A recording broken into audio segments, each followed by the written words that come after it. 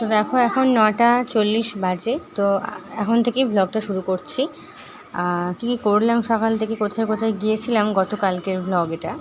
তো দেখো তোমার সঙ্গে শেয়ার করি। দুজনে মিলে খেলাধুলো করছে, দু ভাই বোনের ঝগড়া খেলছে। এখানে পুজো দেওয়া আমার কমপ্লিট হয়ে গেছে, ঠাকুর পুজো দিয়ে নিয়েছি। এই যে মেয়ে আর ছেলে ঝগড়া করে রাগ করে বসে আছে। দেখো দুজনে, দু ভাই বোনে যত ঝগড়া রাগ তত ভালোবাসা, তাই তো। তো ভাই বোন থাকলে এরকমই কি হয়, তোমরা একটু বলো কেমন। চলো আজকে তোমাদের দেখাই। এই দেখো আলপনা দিয়েছি প্রত্যেকটি ঘরের দুয়ারে। তোমরা কে কে আলপনা দিতে ভালোবাসো জানাবে। আমি পারি না ভালো, যদিও তবুও চেষ্টা করি যতটুকু পারার করি। তো কী রান্না হলো তোমাদের দেখাই। দেখো আলু ভাজা হয়েছে, এখানে হয়েছে পোস্ত দিয়ে পটল পোস্ত, আর ডাল হয়েছে, এই যে ডাল, মুগ ডাল। তো এই রান্না হয়েছে আজকে। এখানে আমের টক আছে।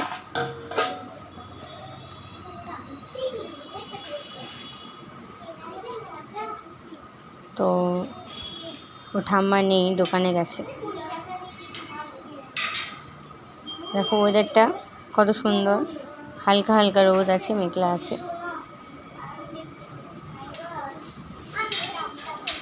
তো যাই হোক, তারপরের দিনে ওর বাবার দোকানে গিয়েছিলাম। এই দেখো বাবার দোকান, এটা হচ্ছে বেহালা ওই চৌরাস্তার মোড়, সেখানে বাবার দোকান। প্রতিদিন বাবা যাতায়াত করে। তো দোকানটা দেখলাম, দোকানে একটু ঘুরলাম। যে আমি, বাবা দাঁড়িয়ে আছে। তারপর দোকান থেকে ফেরার পথে একটু গঙ্গায় গেলাম, বাবুঘাটে। ওখান থেকে হাওড়া ব্রিজটা দেখো, দেখতে কত সুন্দর লাগছে, কত সুন্দর লাগছে না? কী যে ভালো লাগে, মনে হয় বসে বসে ওখানেই দেখি। এখানে মামা গিয়েছিল, মানে আমার ভাই গিয়েছিল। মামা, এটা আমার হাজব্যান্ড, মামা ভাগনা ভাগ্নি সব একসাথে ফটো তুলছিল। যাই হোক, ওখানে গিয়েছিলাম। দোকানেরই একজন একটা গাড়ি দিয়েছিল, টানা গাড়ি, ছোটোবেলার স্মৃতি এগুলো, তাই তো। কী সুন্দর গাড়িটা দেখো, খেলছে আমার ছেলে বাড়ি এসে।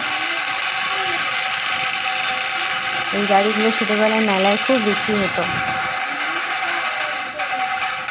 তো 11:30 বাজে। চলো ব্লগটা শেষ করছি, আবার দেখা হবে অন্য এক ব্লগে।